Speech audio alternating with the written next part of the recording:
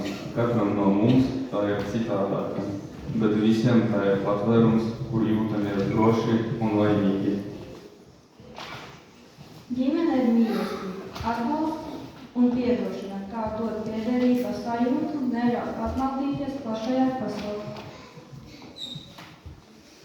Es vēlos nolasāt paldies pašķīt par rūpju, sudraba ap manu mūžu, par asaru, kas tev svaigas bija, ko varbūt steigā bieži nepanāk.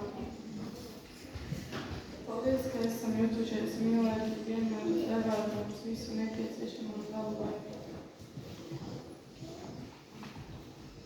Paldies, ka mīli mani tādu, kāds es esmu. Paldies, ka saproti piedot un klusiņām sarādi.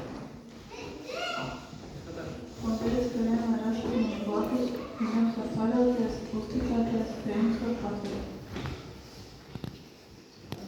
Mīļie vecāki un vecvecāki,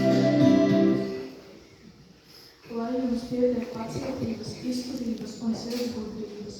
Jūsu atbalsts mums nepieciešams arī turpmāk.